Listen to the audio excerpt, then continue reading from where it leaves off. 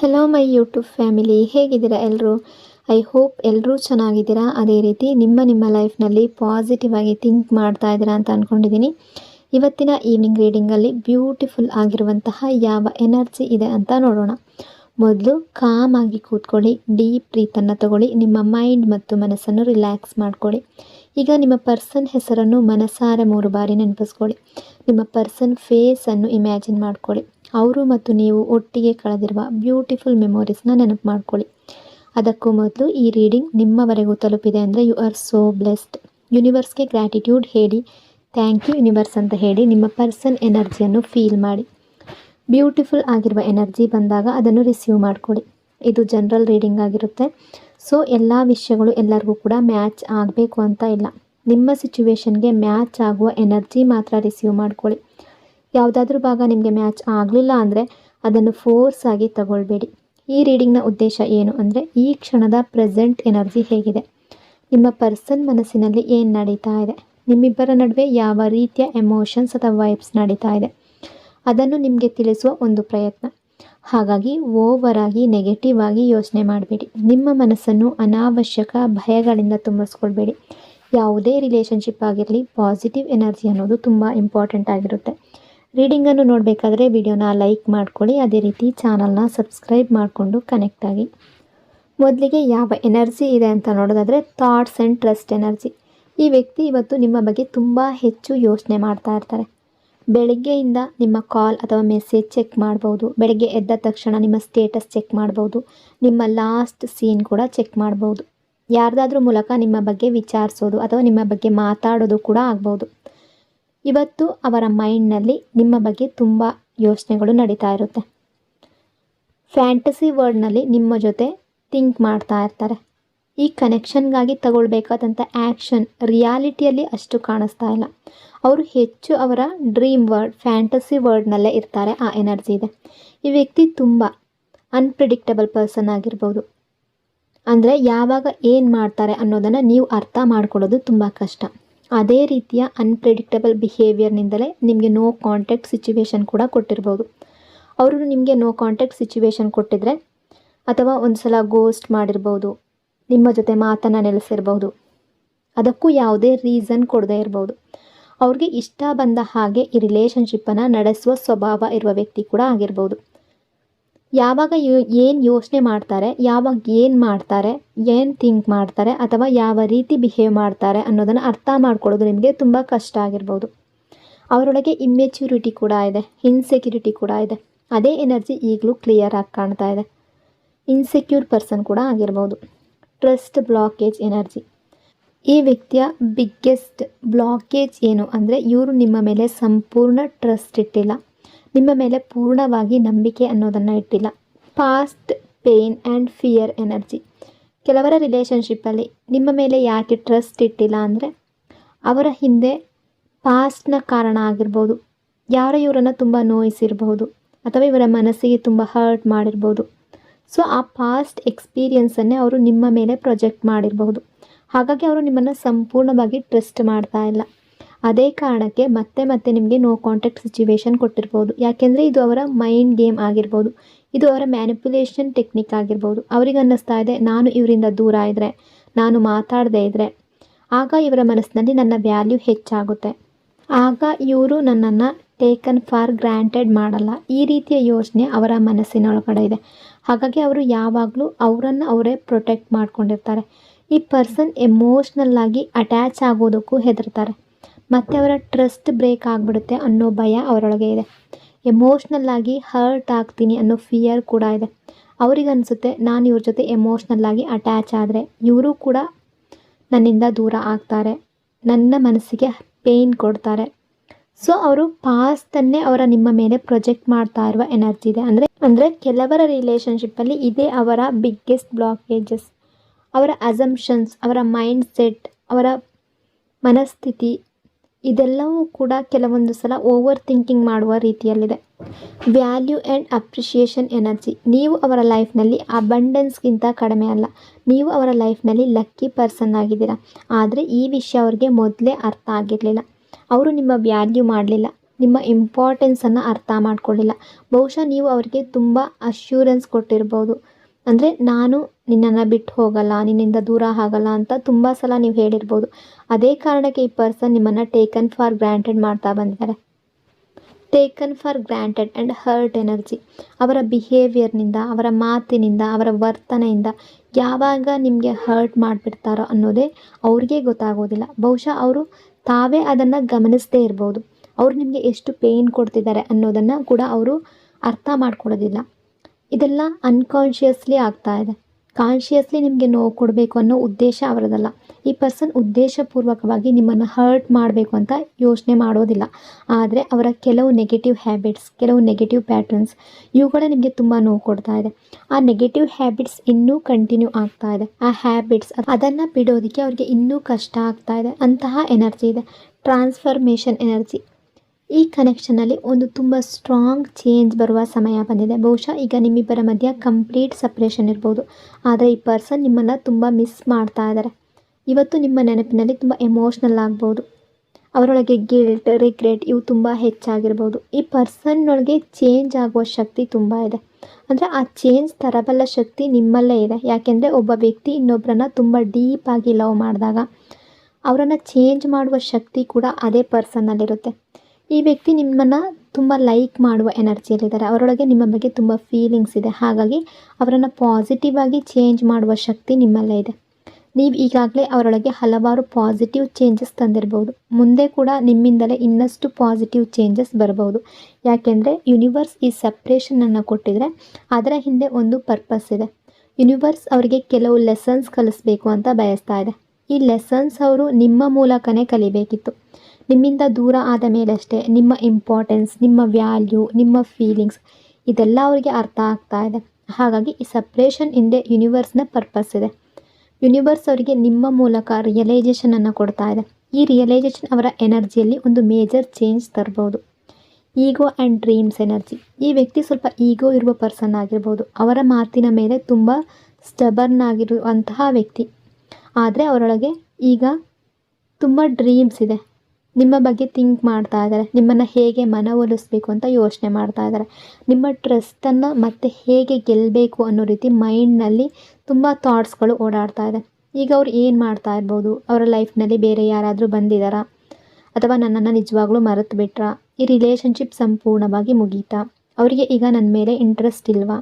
ಈ ಎಲ್ಲ ಕ್ವಶನ್ಸ್ ಅವರ ಮೈಂಡ್ನಲ್ಲಿ ಸುತ್ತುತ್ತಾ ಇದೆ. ಅದರ ಜೊತೆಗೆ ನಿಮ್ಮ ಕಡೆಗೆ ಬರೋದಕ್ಕೆ ಯಾವುದಾದ್ರೂ ಪ್ಲ್ಯಾನಿಂಗ್, ಯಾವುದಾದ್ರೂ ಸ್ಟ್ರಾಟಜಿ ಮಾಡ್ತಾ ಇರುವ ಎನರ್ಜಿ ಇದೆ. Hidden feelings energy. ಆದರೆ ಇದು ನಿಮಗೆ ಹೊರಗಿನಿಂದ ಕಾಣಿಸ್ತಾ ಇಲ್ಲ. ಈ ಪರ್ಸನ್ನನ್ನು ನೋಡಿದಾಗ ಇವರಿಗೆ ಈಗ ನನ್ನ ಮೇಲೆ ಲವ್ ಇಲ್ಲ, ಎಲ್ಲವೂ ಮುಗ್ದೋಗಿದೆ ಅಂತ ನಿಮಗೆ ಅನ್ನಿಸ್ಬೋದು. ಯಾಕೆಂದರೆ ಇವರು ಅವರ ಫೀಲಿಂಗ್ಸ್, ಅವರ ಎಮೋಷನ್ಸ್ ಎಲ್ಲವನ್ನು ಹೈಡ್ ಮಾಡ್ತಾ ಇದ್ದಾರೆ. ಆದರೆ ಅವರೊಳಗೆ ಮಾತ್ರ ಈ ಎಲ್ಲ ಥಾಟ್ಸ್ ನಡೀತಾ ಇದೆ. ಈ ಎಲ್ಲ ಕ್ವಶನ್ಸ್ ಅವರ ಮೈಂಡ್ನಲ್ಲಿ ಸುತ್ತುತ್ತಾ ಇದೆ. Regret and guilt energy. ಅವರಿಗೆ ಇನ್ನೊಂದು ಫೀಲಿಂಗ್ ಕೂಡ ಇದೆ. ಈ ರಿಲೇಷನ್ಶಿಪ್ ಹಾಳಾಗಿದ್ದು ಅವರಿಂದಲೇ ಅಂತ.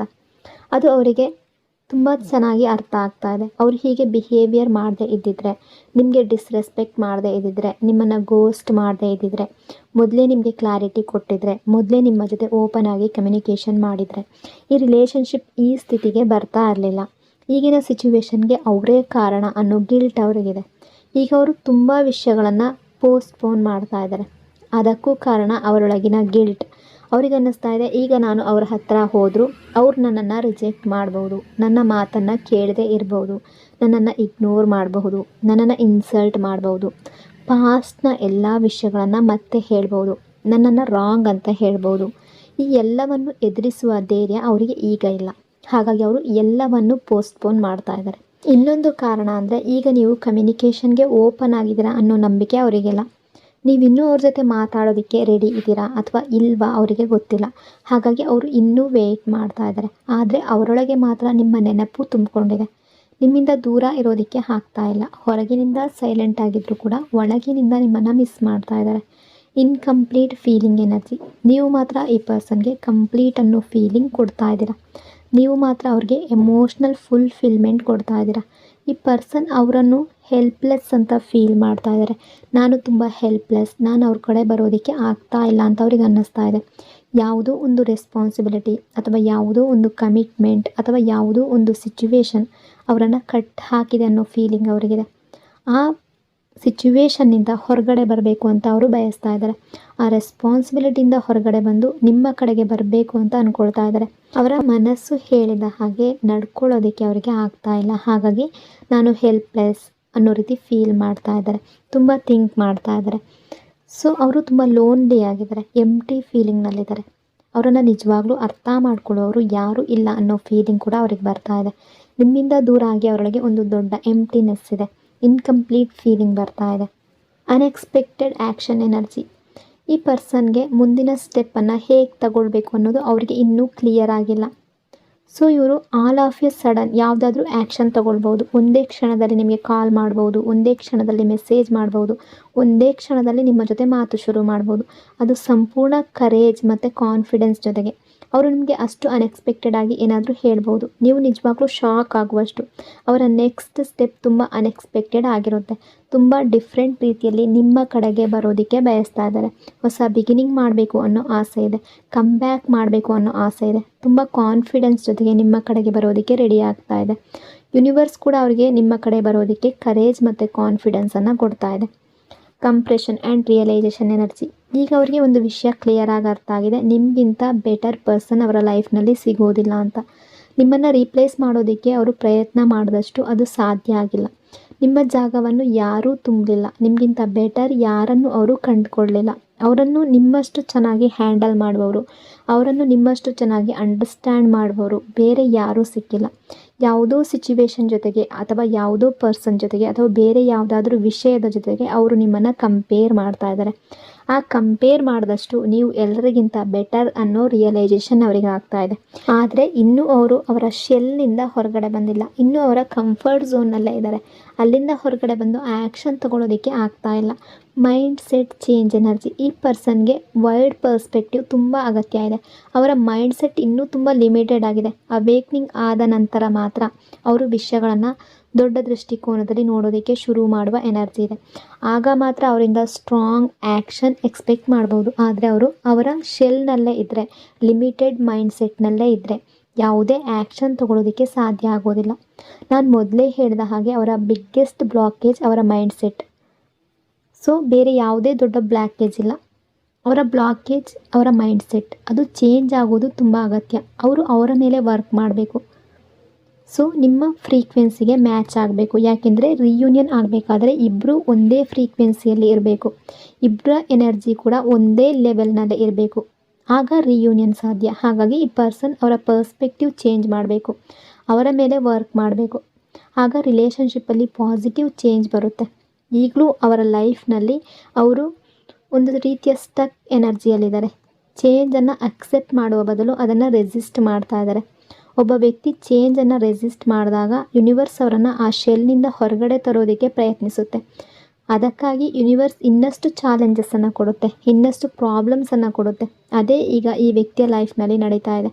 ಅವರ ಕಂಫರ್ಟ್ ಝೋನ್ನಿಂದ ಹೊರಗಡೆ ಬರೋದಕ್ಕಾಗಿ ಯೂನಿವರ್ಸ್ ಅವರಿಗೆ ಹಲವು ಚಾಲೆಂಜಸ್ ಕೊಡ್ತಾ ಇದೆ.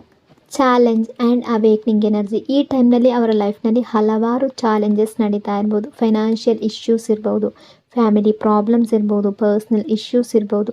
ಈ ಎಲ್ಲ ಅವರಿಗೆ ತುಂಬ ಸ್ಟ್ರೆಸ್ ಕೊಡ್ತಾ ಇದೆ. ಬಹುಶಃ ಅವರಿಗೆ ಈಗ ಹೆಚ್ಚು ಜನರ ಜೊತೆ ಮಾತಾಡೋದನ್ನು ಕಡಿಮೆ ಮಾಡಿರ್ಬೋದು.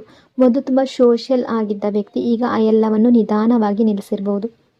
ಸೊ ಆ ಕಂಫರ್ಟ್ ಝೋನಿಂದ ಹೊರಗಡೆ ಬರೋದಕ್ಕೆ ಪ್ರಯತ್ನ ಮಾಡ್ತಾ ಇದ್ದಾರೆ. ಸೊ ಆ ಕಂಫರ್ಟ್ ಝೋನಿಂದ ಆದಷ್ಟು ಬೇಗ ಹೊರಗಡೆ ಬರಲಿ ಅಂತ ಪ್ರೇಯರ್ ಮಾಡಿ. ಕಂಫರ್ಟ್ ಝೋನಿಂದ ಹೊರಗಡೆ ಬಂದು ಆ್ಯಕ್ಷನ್ ತಗೊಳ್ಳುವ ಹಾಗೆ ಆಗಲಿ ಅಂತ ಹಾರೈಸಿ. Guilt and friendship energy. ಈ ಪರ್ಸನ್ ತುಂಬ ಪೇಯ್ನಲ್ಲಿದ್ದಾರೆ. ಈ ಪೇಯ್ನ್ ಯಾವುದಕ್ಕಾಗಿ ಅಂದರೆ ಅವ್ರಿಗೆ ಆಗ್ತಾ ಇರುವ ರಿಗ್ರೆಟ್, ಅವರಿಗೆ ಆಗ್ತಾ ಇರುವ ಗಿಲ್ಟ್, ನಿಮ್ಮ ಜೊತೆ ಅವರು ಮಾಡಿದ ತಪ್ಪಿನ ನೋವು, ನಿಮ್ಮ ಜೊತೆ ತಪ್ಪಾಗಿ ನಡ್ಕೊಂಡಿದ್ದು ಅನ್ನೋ ರಿಯಲೈಸೇಷನ್. ಆ ಟೈಮ್ನಲ್ಲಿ ಅವರು ನಿಮಗೆ ಹರ್ಟ್ ಮಾಡ್ತಾ ಇದ್ದಾಗ ಅದು ಅವ್ರಿಗೆ ಗೊತ್ತಾಗ್ತಾ ಇರಲಿಲ್ಲ, ಅನ್ಕಾನ್ಷಿಯಸ್ಲಿ ಆಗ್ತಾಯಿತ್ತು. ಅವರಿಗೆ ಅವರು ತಪ್ಪು ಮಾಡ್ತಿದ್ದಾರೆ ಅನ್ನೋ ಅರಿವು ಇರಲಿಲ್ಲ. ಆದರೆ ಈಗ ಅವೇಕ್ನಿಂಗ್ ಆಗ್ತಾ ಇದೆ. ಈಗ ನಾನು ಅವ್ರ ಜೊತೆ ತುಂಬ ರಾಂಗ್ ಮಾಡಿದ್ದೀನಿ ಅನ್ನೋ ರಿಯಲೈಸೇಷನ್ ಅವ್ರಿಗೆ ಆಗ್ತಾ ಇದೆ. ನಿಮಗೆ ಎಷ್ಟು ನೋವಾಗಿರ್ಬೋದು, ನೀವು ಎಷ್ಟು ಪೇಯ್ನ್ ಅನುಭವಿಸಿರ್ಬೋದು ಅನ್ನೋದನ್ನು ಈಗ ಅರ್ಥ ಮಾಡ್ಕೊಳ್ತಾ ಇದ್ದಾರೆ. ಯಾಕೆಂದರೆ ಈ ಪರ್ಸನ್ ಯಾವತ್ತೂ ನಿಮಗೆ ಹರ್ಟ್ ಮಾಡಬೇಕು ಅಂತ ಯೋಚನೆ ಮಾಡಿರಲಿಲ್ಲ, ಅಂದರೆ ಕಾನ್ಷಿಯಸ್ಲಿ ಮಾಡಲಿಲ್ಲ. ಈ ರಿಲೇಷನ್ಶಿಪ್ಗೆ ಕೆಟ್ಟದಾಗಬೇಕು ಅನ್ನೋ ಉದ್ದೇಶ ಕೂಡ ಅವರಲ್ಲಿರಲಿಲ್ಲ. ಅವರು ನಿಮ್ಮ ಬಗ್ಗೆ ಒಳ್ಳೆಯದನ್ನೇ ಯೋಚನೆ ಮಾಡ್ತಾರೆ. ಫ್ರೆಂಡ್ಶಿಪ್ ಆಫರ್ ಎನರ್ಜಿ, ಈಗ ಅವರಿಗೆ ಒಂದು ಫಿಯರ್ ಕೂಡ ಇದೆ. ಈ ರಿಲೇಷನ್ಶಿಪ್ ಸಂಪೂರ್ಣ ಮುಗಿದು ಹೋಯ್ತಾ, ನೀವು ಮೂವ್ ಆನ್ ಆಗಿಬಿಟ್ಟಿದ್ದೀರಾ, ನಿಮ್ಮ ಲೈಫ್ನಲ್ಲಿ ಬೇರೆ ಯಾರಾದರೂ ಬಂದಿರ್ಬೋದಾ, ಈ ಎಲ್ಲವನ್ನು ತಿಳ್ಕೊಳ್ಬೇಕು ಅನ್ನೋ ಆಸೆ ಅವರಿಗಿದೆ. ಆದರೆ ನಿಮ್ಮ ಲೈಫ್ನಲ್ಲಿ ಏನು ನಡೀತಾ ಇದೆ ಅನ್ನೋದನ್ನು ಅರ್ಥ ಮಾಡ್ಕೊಳ್ಳೋದಕ್ಕೆ ಅವರಿಗೆ ಆಗ್ತಾಯಿಲ್ಲ. ನಿಮ್ಮ ಬಗ್ಗೆ ತಿಳ್ಕೊಳ್ಳುವ ಕ್ಯೂರಿಯಾಸಿಟಿ ಮಾತ್ರ ತುಂಬ ಇದೆ. ಅದಕ್ಕಾಗಿ ಅವರು ನಿಮ್ಮ ಮುಂದೆ ಫ್ರೆಂಡ್ಶಿಪ್ ಆಫರ್ ಇಡ್ಬೋದು. ಆ ಫ್ರೆಂಡ್ಶಿಪ್ನ ಆಫರ್ ಪರ್ಪಸ್ ನಿಮ್ಮ ಲೈಫ್ ಬಗ್ಗೆ ತಿಳ್ಕೊಳ್ಳೋದು, ನಿಮ್ಮ ಮೈಂಡ್ನಲ್ಲಿ ಏನು ನಡೀತಾ ಇದೆ ಅನ್ನೋದನ್ನು ಅರ್ಥ ಮಾಡ್ಕೊಳ್ಳೋದು, ನಿಮ್ಮ ಪರ್ಸ್ಪೆಕ್ಟಿವ್ ಏನು ಅನ್ನೋದನ್ನು ತಿಳ್ಕೊಳ್ಳೋದು. ನೀವು ಇನ್ನೂ ಇವರಲ್ಲಿ ಇಂಟ್ರೆಸ್ಟ್ ಇದ್ದೀರಾ ಅಥವಾ ಇಲ್ವಾ ಅದನ್ನು ತಿಳ್ಕೊಳ್ಬೇಕು ಅನ್ನೋ ಆಸೆ ಅವರಿಗೆ. ಇದು ಕ್ಲಿಯರ್ ಆದಮೇಲೆ ಅವರು ನಿಮಗೆ ಸಾಲಿಡ್ ಆಫರ್ ಕೊಡುವ ಎನರ್ಜಿ ಇದೆ. ಮೊದಲಿಗೆ ಫ್ರೆಂಡ್ಶಿಪ್ ಆಫರ್ ಬಂದರೆ ಇಷ್ಟು ಮಾತ್ರನಾ ಅಂತ ಬೇಸರ ಮಾಡ್ಕೊಳ್ಬೇಡಿ. ಅದು ಕೇವಲ ಫ್ರೆಂಡ್ಶಿಪ್ ಆಫರ್ ಅಲ್ಲ, ಅದು ಒಂದು ಬಿಗಿನಿಂಗ್, ಒಂದು ಸ್ಟೆಪ್ ತಗೊಳ್ತಾ ಇದ್ದಾರೆ. ಸೊ ಈ ರಿಲೇಷನ್ಶಿಪ್ ಮತ್ತು ಗ್ರೋ ಆಗೋದಕ್ಕೆ ಇಡುವ ಮೊದಲ ಸ್ಟೆಪ್, ರಿಲೇಷನ್ಶಿಪ್ನಲ್ಲಿ ಗ್ರೋತ್ ಮತ್ತು ಸಕ್ಸಸ್ ತರೋದಕ್ಕೆ ಇಡುವ ಆರಂಭ. ಹಾಗಾಗಿ ಅದನ್ನು ಸ್ಮಾಲ್ ಆಫರ್ ಅಂತ ಅರ್ಥ ಮಾಡ್ಕೊಳ್ಬೇಡಿ. ಯಾಕೆಂದರೆ ನೀವು ದೊಡ್ಡ ಆಫರ್ ಎಕ್ಸ್ಪೆಕ್ಟ್ ಮಾಡ್ತಾ ಇರ್ಬೋದು, ಆದರೆ ಈ ಆರಂಭ ಸಣ್ಣದಾಗಿ ಕಾಣಿಸಿದ್ರು ಕೂಡ ಅದರ ಹಿಂದೆ ದೊಡ್ಡ ಉದ್ದೇಶ ಇರುತ್ತೆ. ಹೆಚ್ಚು ಎಕ್ಸ್ಪೆಕ್ಟೇಷನ್ ಇಟ್ಕೊಳ್ಬೇಡಿ, ಹೆಚ್ಚು ಹೋಪ್ಸ್ ಇಟ್ಕೊಳ್ಬೇಡಿ. ಎಲ್ಲವನ್ನು ಡಿವೈನ್ಗೆ ಸರೆಂಡರ್ ಮಾಡಿ, ಲೆಟ್ ಗೋ ಮಾಡಿ. ಅಟ್ರಾಕ್ಷನ್ ಎನರ್ಜಿ, ಈ ಪರ್ಸನ್ ನಿಮ್ಮ ಕಡೆ ತುಂಬ ಹೈ ಲೆವೆಲ್ನಲ್ಲಿ ಅಟ್ರಾಕ್ಷನ್ ಫೀಲ್ ಮಾಡ್ತಾ ಇದ್ದಾರೆ. ಯಾವುದೋ ಒಂದು ಶಕ್ತಿ ಅವರನ್ನು ನಿಮ್ಮ ಕಡೆಗೆ ಎಳಿತಾ ಇದೆ. ನಿಮ್ಮ ಓರಾ, ನಿಮ್ಮ ಎನರ್ಜಿ ತುಂಬ ವೈಬ್ರೆಂಟ್ ಆಗಿದೆ, ತುಂಬ ಸ್ಟ್ರಾಂಗ್ ಆಗಿದೆ. ಹಾಗಾಗಿ ಅವರಿಗೆ ನಿಮ್ಮ ಎನರ್ಜಿಯಿಂದ ಡಿಟ್ಯಾಚ್ ಆಗೋದು ತುಂಬ ಕಷ್ಟ ಆಗ್ತಾ ಇದೆ. ನಿಮ್ಮನ್ನು ನೋಡಿದ ತಕ್ಷಣ ಅವರೊಳಗೆ ತುಂಬ ಸ್ಟ್ರಾಂಗ್ ಫೀಲಿಂಗ್ಸ್, ತುಂಬ ಡೀಪ್ ಎಮೋಷನ್ಸ್ ಎಲ್ಲವೂ ಬರ್ತಾ ಇದೆ. ನಿಮ್ಮನ್ನು ನೋಡದೆ ಅವರಿಗೆ ಇರೋದಕ್ಕೆ ಕಷ್ಟ ಆಗ್ತಾ ಇದೆ. ಸೊ ನಿಮ್ಮ ಬಗ್ಗೆ ಯೋಚನೆ ಮಾಡ್ತಾ ಇದ್ದಾರೆ, ನೀವು ಏನು ಮಾಡ್ತಾ ಇದ್ದೀರಾ ಅನ್ನೋದನ್ನೇ ಅಬ್ಸರ್ವ್ ಮಾಡ್ತಾ ಇದ್ದಾರೆ. ಆದರೆ ಅವರು ಇದನ್ನು ನಿಮಗೆ ಗೊತ್ತಾಗದ ರೀತಿ ಮಾಡ್ತಾ ಇದ್ದಾರೆ. ಅಂದರೆ ನಿಮ್ಮನ್ನು ಸೋಷಿಯಲ್ ಮೀಡಿಯಾದಲ್ಲಿ ಸ್ಟಾಕ್ ಮಾಡ್ತಾ ಇರ್ಬೋದು, ಎಲ್ಲೋ ಒಂದು ಕಡೆ ನಿಮ್ಮನ್ನು ಅಬ್ಸರ್ವ್ ಮಾಡ್ತಾ ಇರ್ಬೋದು. ರಿಯಲೈಸೇಷನ್ ಆ್ಯಂಡ್ ರೆಸ್ಪೆಕ್ಟ್ ಎನರ್ಜಿ, ಈಗ ಅವರ ಲೈಫ್ನಲ್ಲಿ ಟರ್ನಿಂಗ್ ಪಾಯಿಂಟ್ ಶುರುವಾಗಿದೆ. ಈ ಟೈಮ್ನಲ್ಲಿ ಅವರಿಗೆ ತುಂಬ ರಿಯಲೈಸೇಷನ್ ಆಗ್ತಾ ಇದೆ. ಇನ್ನೂ ಆಗಬೇಕಿರುವ ರಿಯಲೈಸೇಷನ್ ಕೂಡ ಉಳ್ಕೊಂಡಿದೆ. ಆದರೆ ಈಗಾಗಲೇ ನಿಮ್ಮ ಬಗ್ಗೆ ತುಂಬ ವಿಷಯಗಳು ಅವರಿಗೆ ಅರ್ಥ ಆಗಿದೆ. ಮೊದಲಿಗಿಂತ ಈಗ ಅವರು ನಿಮ್ಮನ್ನು ಇನ್ನೂ ಹೆಚ್ಚು ರೆಸ್ಪೆಕ್ಟ್ ಮಾಡ್ತಾ ಇದ್ದಾರೆ, ಮೊದಲಿಗಿಂತ ಇನ್ನೂ ಹೆಚ್ಚು ವ್ಯಾಲ್ಯೂ ಮಾಡ್ತಾ ಇದ್ದಾರೆ. ನೀವು ಅವರ ಲೈಫ್ನಲ್ಲಿ ಇದ್ದಾಗ ನಿಮ್ಮ ಇಂಪಾರ್ಟೆನ್ಸ್ ಅವರಿಗೆ ಅರ್ಥ ಆಗಿರಲಿಲ್ಲ, ಆದರೆ ಈಗ ನಿಮ್ಮ ಬಗ್ಗೆ ಗ್ರ್ಯಾಟಿಟ್ಯೂಡ್ ಫೀಲ್ ಮಾಡ್ತಾ ಇದ್ದಾರೆ, ಬ್ಲೆಸ್ಸಡ್ ಫೀಲಿಂಗ್ ಮಾಡ್ತಾ ಇದ್ದಾರೆ. ನಿಮ್ಮ ಜೊತೆ ಕಳೆದ ಕ್ಷಣಗಳನ್ನು ನೆನಪಿಸ್ಕೊಂಡಾಗ ನೀವು ಈ ರಿಲೇಷನ್ಶಿಪ್ಗಾಗಿ ಎಷ್ಟು ಎಫರ್ಟ್ಸ್ ಹಾಕಿದ್ದೀರೋ ಅದು ಅವರಿಗೆ ಈಗ ಅರ್ಥ ಆಗ್ತಾ ಇದೆ. ನೀವು ಎಷ್ಟು ಸ್ಯಾಕ್ರಿಫೈಸ್ ಮಾಡಿದ್ದೀರೋ ಅದು ಕೂಡ ಅವರಿಗೆ ಈಗ ಗೊತ್ತಾಗ್ತಾ ಇದೆ. ಅದೇ ಟೈಮ್ನಲ್ಲಿ ನಾನು ಈ ರಿಲೇಷನ್ಶಿಪ್ಗಾಗಿ ಏನೂ ಮಾಡಲಿಲ್ಲ ಅನ್ನೋ ರಿಗ್ರೆಟ್ ಕೂಡ ಅವ್ರಿಗೆ ಬರ್ತಾ ಇದೆ. ನಾನು ಇನ್ನೂ ತುಂಬ ಎಫರ್ಟ್ ಹಾಕಬೇಕಿತ್ತು ಅನ್ನೋ ನೋವು ಅವರೊಳಗೆ ಇದೆ. ಹಾಗಾಗಿ ಈಗ ಅವರು ತುಂಬ ವಿಷಯಗಳನ್ನು ಥಿಂಕ್ ಮಾಡ್ತಾ ಇದ್ದಾರೆ. ಸೊ ಮುಂದೆ ನಿಮಗೆ ಸಾಲಿಡ್ ಆಫರ್ ಕೂಡ ಕೊಡ್ಬೋದು. ಮೊದಲೇ ಹೇಳಿದ ಹಾಗೆ ಇವರ ಎನರ್ಜಿ ತುಂಬ ಅನ್ಪ್ರೆಡಿಕ್ಟಬಲ್. ಫ್ರೆಂಡ್ಶಿಪ್ ರೀತಿಯ ಬಿಗಿನಿಂಗ್ ಕೂಡ ಕಾಣಿಸ್ತಾ ಇದೆ. ಅದರ ನಂತರ ಸೀರಿಯಸ್ ರಿಲೇಷನ್ಶಿಪ್ ಕಡೆ ಹೋಗುವ ಎನರ್ಜಿ ಕೂಡ ಇದೆ. ಹಾಗಾಗಿ ಅವರ ನೆಕ್ಸ್ಟ್ ಮೂವ್ ಸಂಪೂರ್ಣ ಅನ್ಪ್ರೆಡಿಕ್ಟಬಲ್ ಆಗಿರುತ್ತೆ. ನಿಮ್ಮ ಕಡೆಯಿಂದ ಹೆಚ್ಚು ಎಕ್ಸ್ಪೆಕ್ಟೇಷನ್ ಅಥವಾ ಹೋಪ್ಸ್ ಇಟ್ಕೊಳ್ಬೇಡಿ. ಆದರೆ ಈ ಪರ್ಸನ್ ಮುಂದಿನ ದಿನಗಳಲ್ಲಿ ತುಂಬ ಸ್ಟ್ರಾಂಗ್ ರಿಲೇಷನ್ಶಿಪ್ ಬಗ್ಗೆ ಥಿಂಕ್ ಮಾಡುವ ಎನರ್ಜಿಯಲ್ಲಿದ್ದಾರೆ. ರಿಲೇಷನ್ಶಿಪ್ಪನ್ನು ಕಂಟಿನ್ಯೂ ಮಾಡಬೇಕು ಅನ್ನೋ ಹೋಪ್ಸ್ನಲ್ಲಿದ್ದಾರೆ. ಸೊ ಅವರು ನಿಮ್ಮ ಬಗ್ಗೆ ತುಂಬ ಮಿಸ್ ಮಾಡ್ತಾ ಇದ್ದಾರೆ. ಅವರಿಗೆ ಕ್ಲಿಯರಾಗಿ ಅರ್ಥ ಆಗ್ತಾ ಇದೆ ಈ ರಿಲೇಷನ್ಶಿಪ್ಪಲ್ಲಿ ನಿಮ್ಮ ಆ್ಯಬ್ಸೆನ್ಸ್ ಎಷ್ಟು ಪರಿಣಾಮ ಬೀರಿದೆ ಅಂತ, ನಿಮ್ಮ ಪ್ರೆಸೆನ್ಸ್ ಎಷ್ಟು ಮುಖ್ಯ ಅನ್ನೋದು ನಿಮ್ಮ ಬಗ್ಗೆ ಥಿಂಕ್ ಮಾಡ್ತಾ ಇದ್ದಾರೆ. ನಿಮ್ಮ ಬಗ್ಗೆ ಯೋಚನೆ ಮಾಡೋದು ಅವರಿಗೆ ಪೀಸ್ ಕೊಡ್ತಾ ಇದೆ. ನೀವು ಅವರ ಸೇಫ್ ಸ್ಪೇಸ್, ನೀವು ಅವರ ಹ್ಯಾಪಿನೆಸ್. ಹಾಗಾಗಿ ಅವರು ಮತ್ತೆ ನಿಮ್ಮ ಹತ್ರ ವಾಪಸ್ ಬರಬೇಕು ಅನ್ನೋ ರೀತಿ ಬಯಸ್ತಾ ಇದ್ದಾರೆ. ನಿಮ್ಮನ್ನು ದೂರ ಮಾಡ್ಕೊಳ್ಳೋದು ಅವರಿಗೆ ಇಷ್ಟ ಇಲ್ಲ. ನಿಮ್ಮಿಂದ ದೂರ ಇರೋದು ಅವರ biggest fear. Restlessness and maturity energy, ನಿಮ್ಮನ್ನು ದೂರ ಮಾಡಿಕೊಂಡ್ರೆ ಈ ಪರ್ಸನ್ ಅವರ ಲೈಫ್ನಲ್ಲಿ ಬೇರೆ ಯಾರಿಗೂ ಜಾಗ ಕೊಡೋದಕ್ಕೆ ಸಾಧ್ಯ ಆಗೋದಿಲ್ಲ. ಅವರೊಳಗೆ ತುಂಬ ರೆಸ್ಟ್ಲೆಸ್ನೆಸ್ ಇದೆ, ತುಂಬ ಥಿಂಕ್ ಮಾಡ್ತಾ ಇದ್ದಾರೆ.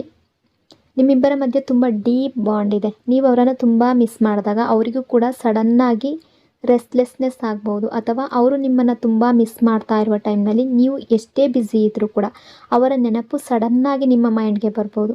ಅವರ ಹೆಸರು ನೆನಪಾಗ್ಬೋದು, ಅಥವಾ ನೀವಿಬ್ಬರು ಒಟ್ಟಿಗೆ ಕಳೆದ ಕ್ಷಣ ನೆನಪಾಗ್ಬೋದು. ಅವರು ನಿಮ್ಮನ್ನು ತುಂಬ ಮಿಸ್ ಮಾಡ್ತಾ ಇರುವ ಸಮಯ ಅದು. ಕಮಿಟ್ಮೆಂಟ್ ಎನರ್ಜಿ, ಈ ಪರ್ಸನ್ ಹಿಂದೆ ತುಂಬ ಇಮ್ಮೆಚ್ಯೂರಿಟಿಯಲ್ಲಿದ್ದರು, ಆದರೆ ಈಗ ನಿಧಾನವಾಗಿ ಮೆಚ್ಯೂರಿಟಿ ಬರ್ತಾ ಇದೆ. ಈ ಕನೆಕ್ಷನನ್ನು ಮುಂದಕ್ಕೆ ತಗೊಂಡು ಹೋಗಬೇಕು ಅನ್ನೋ ಯೋಚನೆ ಬರ್ತಾ ಇದೆ. ವಯಸ್ಸಿನಲ್ಲಿ ಅವರು ನಿಮಗಿಂತ ಚಿಕ್ಕವರಾಗಿರ್ಬೋದು ಅಥವಾ ದೊಡ್ಡವರೇ ಇದ್ದರೂ ಕೂಡ ಅವರೊಳಗೆ ಇಮ್ಮೆಚ್ಯೂರಿಟಿ ತುಂಬ ಇತ್ತು. ರೆಸ್ಪಾನ್ಸಿಬಿಲಿಟಿ ತಗೊಳ್ಳೋದ್ರಿಂದ, ಕಮಿಟ್ಮೆಂಟ್ ಕೊಡೋದ್ರಿಂದ ಯಾವಾಗಲೂ ಹಿಂದೆ ಸರಿತಾ ಇದ್ರು. Equal efforts energy. ಅವರಿಗೆ ಒಂದು ವಿಷಯ ಕ್ಲಿಯರ್ ಆಗಿ ಅರ್ಥ ಆಗ್ತಾ ಇದೆ, ಲವ್ ಯಾವತ್ತಿಗೂ ಒನ್ ಸೈಡೆಡ್ ಆಗಿರಬಾರ್ದು. ಅವರು ಎಫರ್ಟ್ಸ್ ಹಾಕಿದರೆ ನಿಮ್ಮ ಕಡೆಯಿಂದಲೂ ಎಫರ್ಟ್ಸ್ ಬರಬೇಕು ಅಂತ ಬಯಸ್ತಾ ಇದ್ದಾರೆ.